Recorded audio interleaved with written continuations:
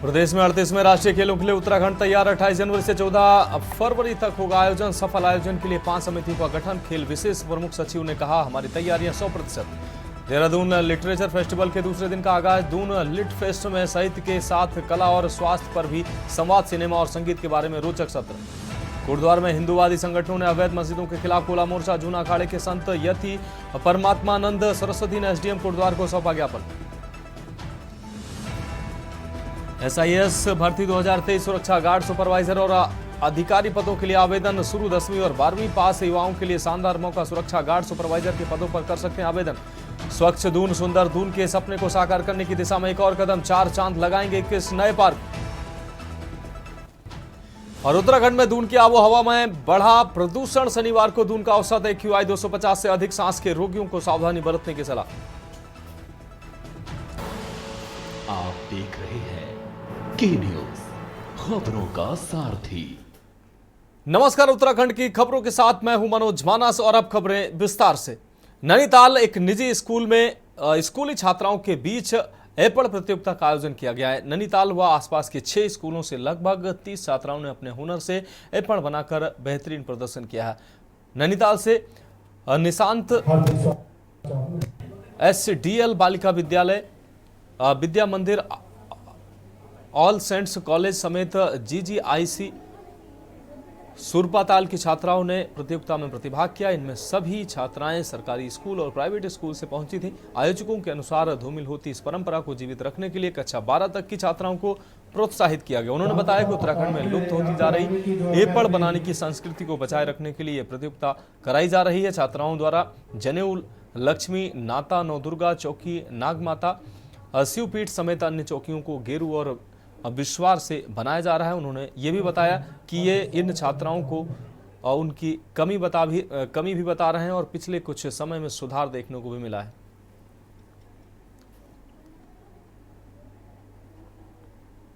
अच्छे से बना रहे हैं और यह एक संस्कृति है और इसमें यहाँ पता चलता है कि हम जो बच्चे हैं उन्हें भी अपनी संस्कृति को आगे बनाना चाहिए।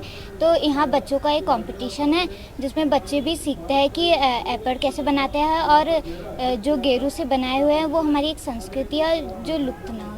और लक्ष्मी चौकी इसलिए मनाते हैं क्योंकि वो घरों में बहुत उसका महत्व होता है। लक्ष्मी चौकी घर में बहुत विशेष मानी जाती है। हम चावल के आटे की एपन दे रहे हैं और पहले हम इसमें लाल करने के लिए इसे गेरुआ इस्तेमाल करते हैं और फिर जो इसमें चावल के आटे से हम एपन देते हैं। जो मैंने जनेऊ चौकी यहाँ पे बनाई थी और हमें स्कूल से मतलब पहले ही हमें एपन का थोड़ा बेसिक नॉलेज दिया गया था कि जैसे एक लाइन हम एपन में एकार जो कहते हैं हम वो नहीं देते, 3 लाइन मतलब ऑड में हमारा चलता है और ऐसे बेसिक जानकारी हमें स्कूल ने प्रोवाइड की थी। हमारा जो मतलब हम ऑथेंटिक कहते हैं जो हमारे संस्कृति है वो गेरू और बिस्वार से ही हम बनाते हैं और आजकल जो ये बाज़ारों में हमें मिलते हैं वो पेंट से बनाए हुए मिलते हैं। तो जो पवित्र हमारे संस्कृति में माने जाते हैं वो गेरू और बिस्वार से ही माना जाता है। तो यहाँ पे गेरू और बिस्वार से ही हमने ये चौकियाँ बनाई थी। तो संस्कृति से जुड़ने का भी जो युवा पीढ़ी है उसे मौका मिलेगा और इससे जो है हमारी संस्कृति विलुप्त भी नहीं होगी क्योंकि आजकल हम देख रहे हैं पेंट से ज़्यादा हमारा उसका बढ़ता जा रहा है प्रभुत्व। तो अभी जैसे आपने देखा बच्चे जो बना रहे हैं बेसिकली वो कम से कम ये तो रहे कि कुछ चीज़ जो आजकल जो हर चीज़ आप देखिए प्रिंट आउट करिए स्टिकर निकल जाता है।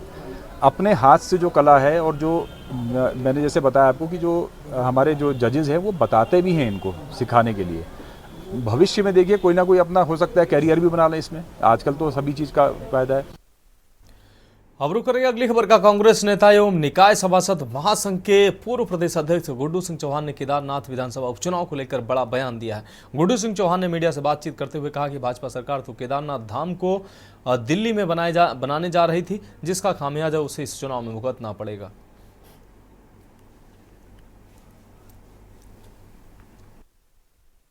ये जवाब तो अब केदारनाथ के उपचुनाव में केदारनाथ की जनता देगी कि आदरणीय CM धामी साहब ने सारी परंपराओं को दरकिनार करके दिल्ली में एक और जो धाम बनाने की कोशिश की। खुद ही शंकराचार्य बन गए। भारतीय जनता पार्टी की लीडरशिप सारी परंपराओं को तोड़ती है, सारे धर्मों को ठेंगा दिखाती है और उसी भूमिका को माननीय धामी जी ने भी निभाया और एक और धाम बनाने की पंडा पुरोहितों के विरोध के बाद उनको अपना निर्णय वापस लेना पड़ा। ये बहुत बड़ी बात है।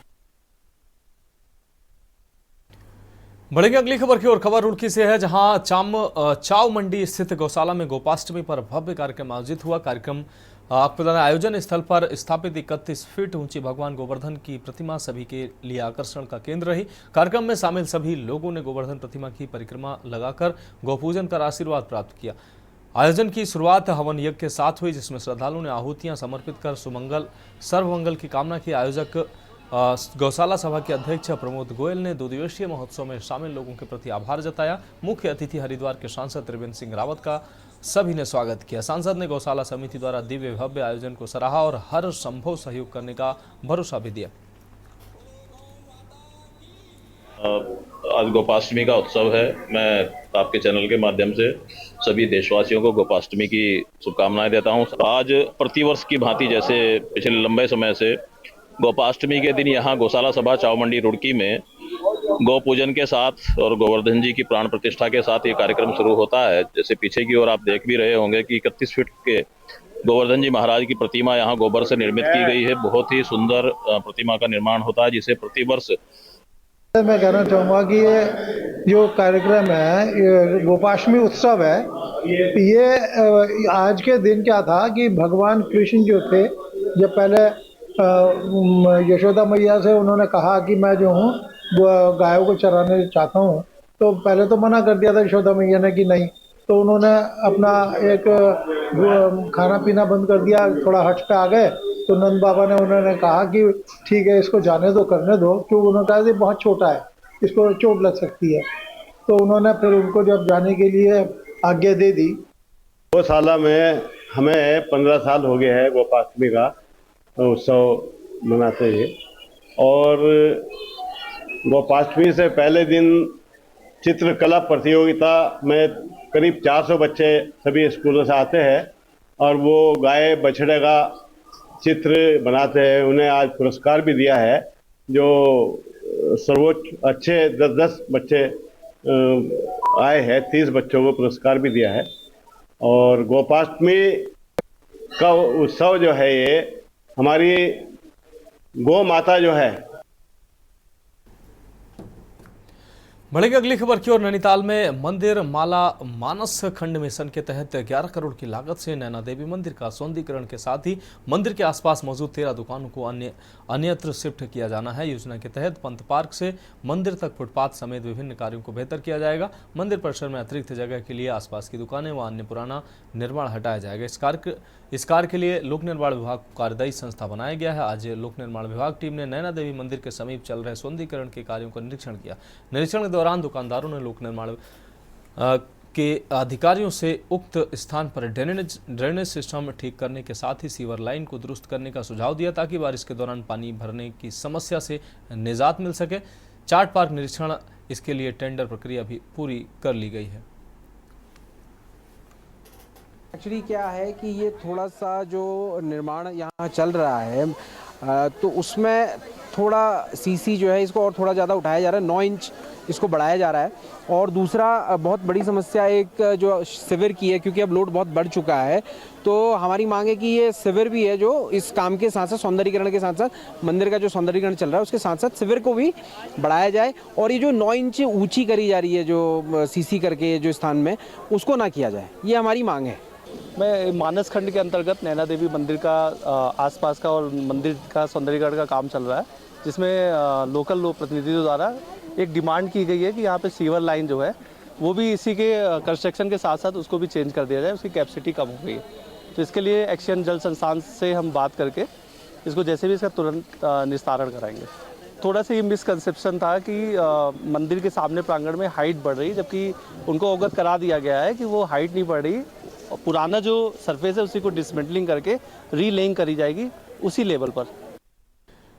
हम रुक करेंगे अगली खबर का। उत्तराखंड में होने वाले निकाय चुनाव के लिए सभी राजनीतिक दलों की तैयारी तेज हो गई है। इसी कड़ी में कांग्रेस मुख्यालय देहरादून में कांग्रेस नेताओं की बड़ी बैठक आयोजित की गई। कांग्रेस प्रदेश उपाध्यक्ष सूर्यकांत धस्माना की अध्यक्षता में हुई इस बैठक में निकाय चुनाव की तैयारी को तैयारी और आगामी रणनीति पर मंथन किया गया। कांग्रेस प्रदेश उपाध्यक्ष सूर्यकांत धस्माना ने कहा कि पार्टी निकाय चुनाव के लिए पूरी तरह से तैयार है। उन्होंने सरकार पर निशाना साधते हुए कहा कि राज्य सरकार निकाय चुनाव हार के डर से नहीं करा रही है। वहीं बीजेपी प्रदेश महामंत्री आदित्य कोठारी ने कांग्रेस के इन आरोपों को खंडन करते हुए कहा कि सरकार निकाय चुनाव के लिए तैयार है। भारतीय जनता पार्टी निकाय चुनाव को लेकर के पूरी तरह से तैयार है और जैसे ही राज्य चुनाव आयोग के द्वारा कार्यक्रम की घोषणा की जाएगी, हम लोग उसी शेड्यूल के अनुसार, उसी क्रम के अनुसार अपनी तैयारियां करेंगे और हम हर समय चुनाव के लिए तैयार हैं। तो आज जो बैठक है उसमें निकाय चुनाव जो आगामी है उसके बारे में हम लोग चर्चा कर रहे हैं, क्योंकि निकाय चुनाव लगातार सरकार टाल रही है और सरकार अगर एक बार फिर चुनाव टालती है, 10 तारीख को हाई कोर्ट में उसको जवाब देना है, तो पार्टी तय कर रही है कि हम कैसे सड़कों पर उतरें, सरकार को मजबूर करें कि चुनाव कराएं। हम लोग उसकी तैयारी में हैं। पूरे शहर के अंदर तमाम व्यवस्थाएं जो नागरिक सुविधाओं से जुड़ी हुई हैं वो लगातार ध्वस्त होती जा रही हैं। अब जनप्रतिनिधि नहीं है, पार्षद नहीं है, हमारे मेयर नहीं है, तो जब जनप्रतिनिधि नहीं होंगे तो गली की, मोहल्ले की, नाली की, सड़क की, खंबे में लगे हुए लट्टू की, इनकी कौन समस्या सुधारेगा? तो समस्याएं सुधार नहीं रहे और पूरे राज्य के अंदर इस समय जो लोकल बॉडी, जो सबसे निचले स्तर की सरकार होती है, पहली सरकार होती है, वो सरकार गायब है। बढ़ेंगे अगली खबर की ओर। कोटद्वार के सती चौड़ में सरकारी जमीन पर क्रिकेट मैदान बनाकर उससे शुल्क वसूलने का मामला सामने आया है। एसडीएम ने उसे सील कर दिया है। कोटद्वार के एसडीएम सोहनलाल सैनी ने जानकारी देते हुए बताया कि कुछ लोगों द्वारा सती चौड़ में सरकारी जमीन को खुर्द-बुर्द करने की नीयत से वहां क्रिकेट मैदान बनाकर उससे शुल्क वसूला जा रहा था, जबकि कुछ लोग उस पर अपना हक जमा रहे थे, जिसको देखते हुए उसे अग्रिम आदेशों तक सील कर दिया गया।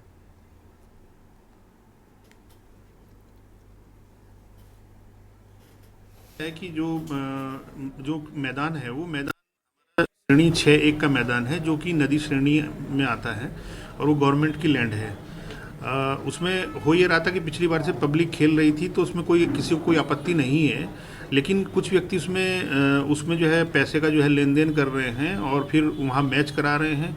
तो उस लेन देन को लेकर के उनमें आपसी 2 गुट बने हुए हैं, फेडरेशन है और एक दूसरे हैं। तो इस तरह के गुटबाजी वहाँ चल रही है और उसमें उनके बीच में इस तरह का भी आया कि झगड़ा भी हुआ है इस चीज़ को लेकर के, जो मेरे पास थाने से रिपोर्ट आई है।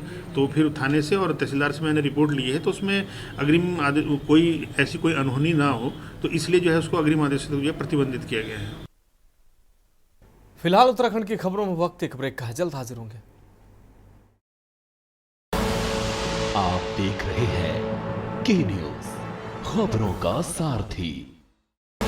ब्रेक के बाद एक बार फिर से उत्तराखंड की खबरों में आपका स्वागत है। बढ़ेंगे अगली खबर की ओर। उत्तराखंड में 38वें राष्ट्रीय खेलों के आयोजन की तिथि को भारतीय ओलंपिक संघ ने अंतिम मुहर लगा दी है। ये खेल 28 जनवरी से 14 फरवरी तक आयोजित किए जाएंगे। खेलों के सफल आयोजन को लेकर 5 समितियों का गठन भी किया गया है। इनमें गेम्स टेक्निकल कंडक्ट समिति GTCC का गठन होने से राष्ट्रीय खेलों के दौरान आयोजित होने वाली स्पर्धाओं और उनके आयोजन स्थलों को लेकर अंतिम निर्णय लिया जा सकेगा। इसको लेकर खेल विशेष प्रमुख सचिव अमित सिन्हा ने कहा कि हमारी तैयारी 100% है, पूरी तैयारी हो चुकी है, बस तैयारियों को अंतिम रूप दिया जा रहा है। उन्होंने कहा कि जैसे ही GTCC आ जाती है, बाकी इंटीग्रिटी तय कर ली जाएगी और बहुत अच्छे तरीके से 28 जनवरी से शुरू होने जा रहे राष्ट्रीय खेलों का आगाज होगा।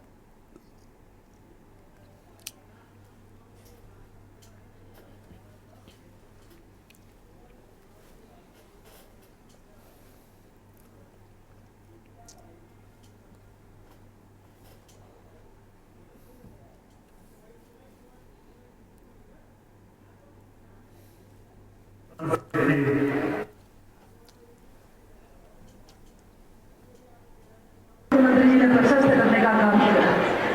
बच्चों, मैं समझती हूँ कि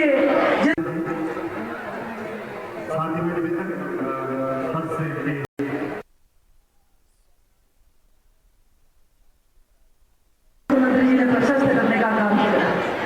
बच्चों, मैं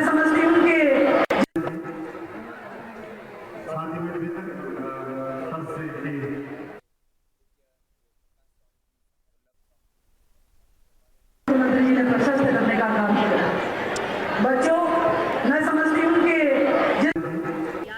हमारी तैयारियां 100% है पूरी तैयारी हो चुकी है, हम लोग उसके अब फिनिशिंग टचेस में चल रहे हैं और जैसे ही जीटीसीसी आ जाती है गठित, और यद्यपि जीटीसीसी का अनाउंसमेंट हो चुका है, वो जैसे ही कमेटी आती है, कमेटी के साथ हम लोग बैठकर बाकी और निटिग्रिटी जो है वो तय कर लेंगे और बहुत अच्छे तरीके से हम लोग 28 जनवरी से शुरू होने वाले राष्ट्रीय खेल को आगाज करेंगे।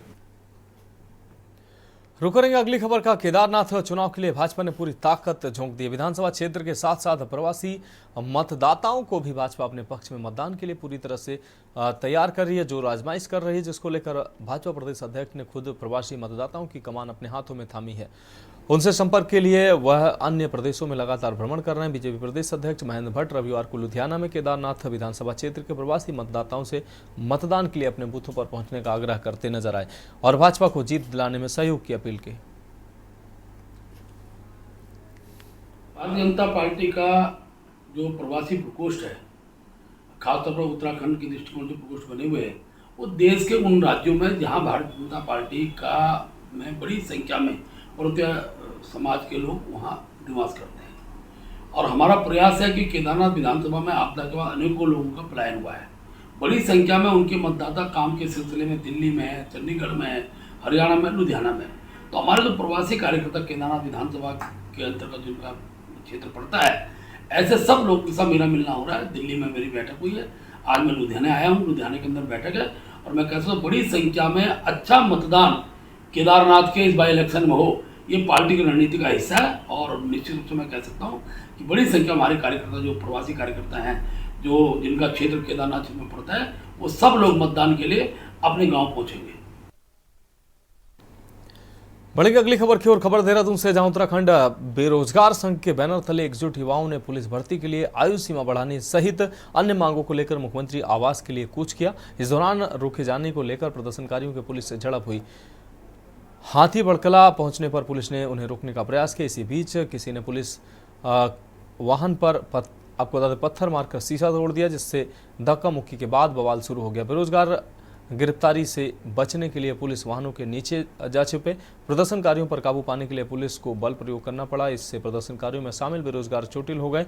आपको बता दें कि संघ के उपाध्यक्ष राम कंडवाल के आह्वान पर बेरोजगार प्रदर्शन करने जुटे थे।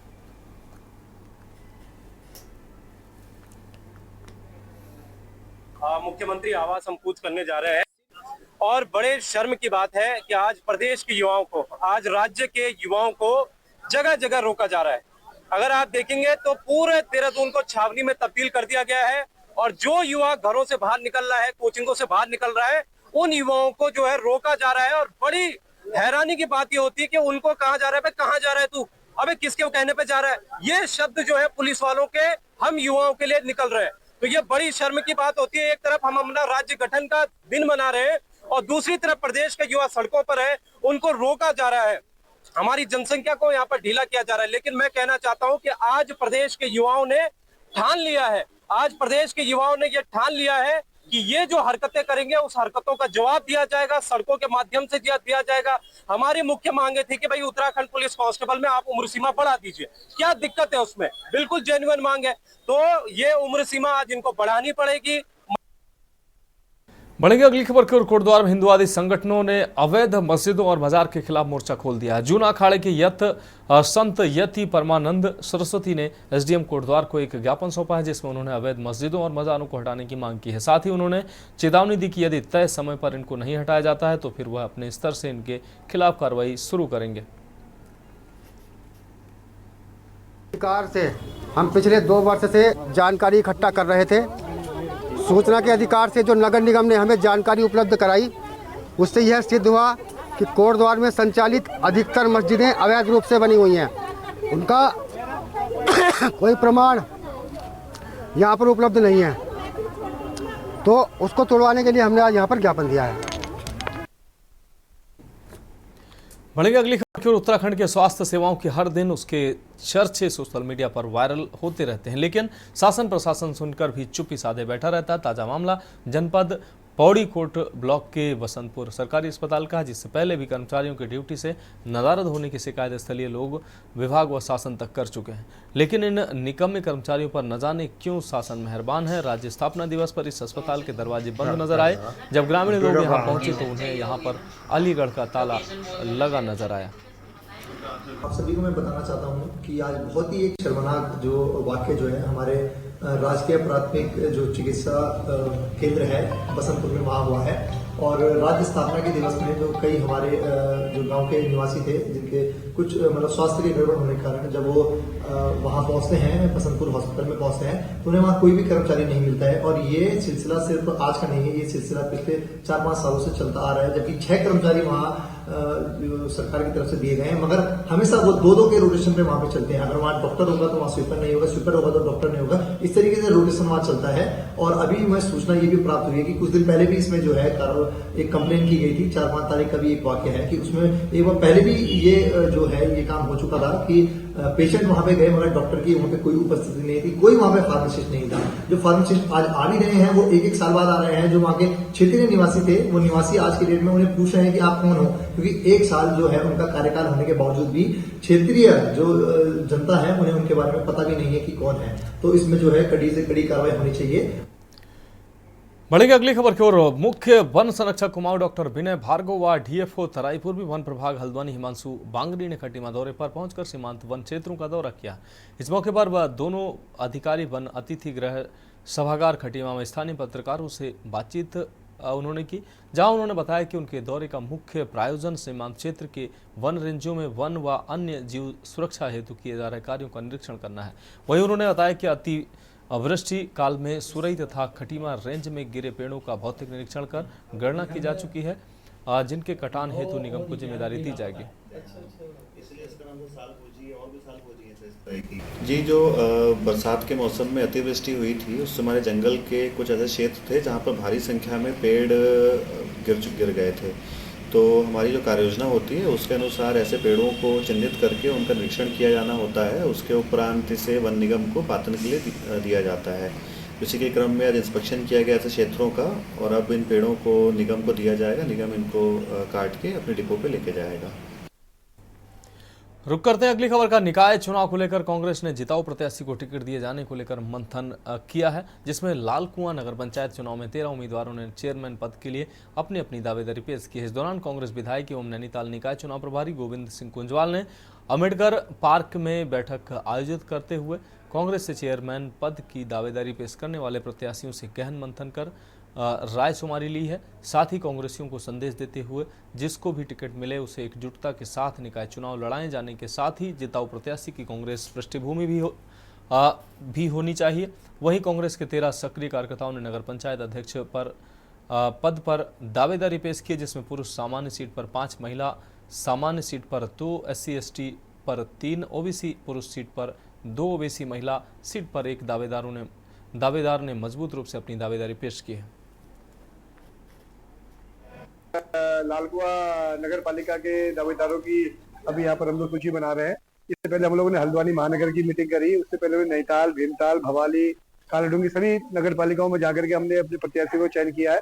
और निश्चित रूप से कार्यकर्ताओं के अंदर एक बहुत उत्साह है, बहुत जोश है और कार्यकर्ता बढ़ चढ़ कर इसमें भागीदारी कर रहे हैं। और निश्चित रूप से जैसा मानते हैं कि आज देखिए सरकार जो है वो चाहे वो नगर निगम के चुनाव हो, चाहे वो छात्र संघ के चुनाव हो, चाहे वो किसी प्रकार के चुनाव हो, चाहे सेक्रेटरी के चुनाव हो, वो हर चुनाव को चुनाव से डर रही है। इसका मतलब है कि सरकार जानती है कि उसने जनता के हित में कोई भी काम नहीं किया है। जनता के हितों से हमेशा उन्होंने एक खेल खेला है और जनता उनसे आज निश्चित रूप से पूरी तरीके से रूठी हुई है और वे सब जानते हैं और इन सब चीजों को जानते हुए वो लोग चुनाव नहीं करवाना चाहते हैं। और निश्चित रूप से जिस तरीके से कांग्रेस के कार्यकर्ताओं की बढ़ चढ़कर भागीदारी हो रही है और बढ़ चढ़कर वो अपनी दावेदारी को पेश कर रहे हैं, तो इससे लगता है कि कांग्रेस में नया उत्साह है। और अगर जब चुनाव होता है तो सभी नगर पालिकाओं और नगर पंचायतों में और नगर निगमों में मैं समझता हूँ कि नैनीताल जिले में कांग्रेस का परचम। मेरी रणनीति कुछ नहीं है, मैं जन्मजात कांग्रेसी हूँ, निष्ठावान कार्यकर्ता हूँ कांग्रेस का आज भी।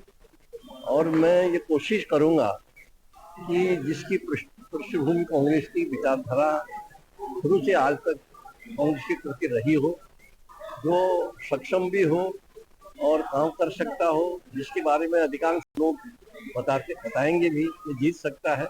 और हर स्तर पर हम पहुंचने का प्रयास करेंगे, कोशिश करेंगे हर क्षेत्र में लोगों से, और ऐसा प्रत्याशी आगे भेजेंगे जो इनको टिकट मिल सके।